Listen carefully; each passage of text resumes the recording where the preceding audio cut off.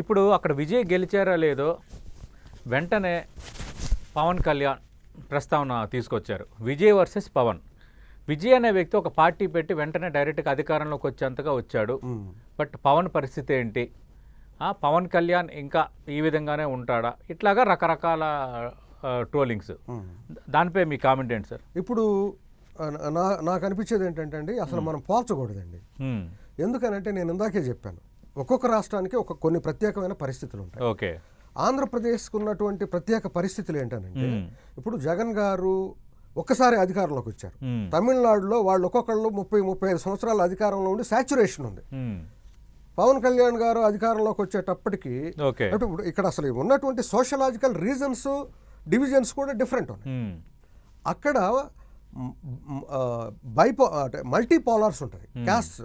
అక్కడ గౌండార్స్, తేవార్సు, వన్యార్సు, వెల్లలార్సు, వీళ్ళందరూ రకరకాల, అంటే ఒక్కొక్క పాకెట్లో ఒక్కొక్క కులం డామినేట్ చేస్తుంటుంది. చాలా క్యాస్ట్లు ఉన్నాయి. Basically they are all BC dominated caste ఉంటాయి. ఇక్కడ ఆంధ్రప్రదేశ్ అలా కాదు. 2 కులాలే ఎంతో కాలం డామినేట్ చేసి అధికారాన్ని వాళ్ళ చేతిలోనే పెట్టుకొని ఉన్నటువంటి పరిస్థితి. ఈ 2 కులాల క్లచెస్లో నుంచి మిగిలిన కులాలు బయటకు వస్తాయా రావు అనేది ఎవరూ చెప్పలేని ఒక పరిస్థితి. అందువల్ల ఇక్కడ ఉన్నటువంటి సామాజికమైనటువంటి స్ట్రాటిఫికేషన్ ఒక రిజిడ్ స్ట్రాటిఫికేషన్.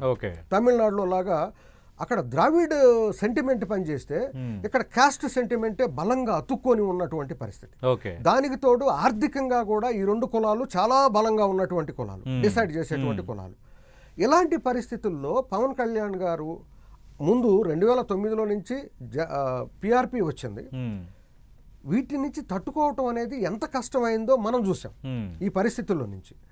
తర్వాత 2014లో కూడా ఆయన ఈ పరిస్థితులన్నీ అర్థం చేసుకున్నాడు కాబట్టి అతను ఒక లైన్ తీసుకున్నారు, స్టెప్ బై స్టెప్ వెళ్ళాలి. ఈ రాష్ట్రంలో ఇంకొక 3వ ఫోర్స్ అనేది నిలబడటానికి అనుకూల వాతావరణం లేదనేది ఆయన అవగాహన చేసుకున్నారు. అవగాహన చేసుకున్న తర్వాత కాన్షీరామ్ మెథడాలజీ అప్రోచ్ ఆయన ఫాలో అయినట్టుగా నాకు అనిపిస్తుంది. ఎన్నోసార్లు ఆయన కూడా చెప్పారు, పవన్ కళ్యాణ్ గారు కూడా చెప్పారు.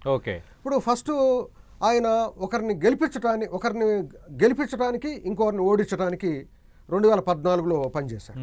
తెలుగుదేశం కూటమి, ఎన్డీఏ కూటమికి గెలిపించడానికి, అంటే 2014లో గెలిపించాడు. అవును, పోటీ చేయలేదు కానీ గెలిపించాడు. కాన్షీరామ్ చెప్పేది అదే కదా, ఎక్కడో చోట మన ప్రజెన్స్ చూపించాలని. 2019 వచ్చేటప్పటికి ఆయన కూటమిని ఓడించాడు. కూటమిని ఒకసారి గెలిపించారు, తర్వాత ఓడించారు.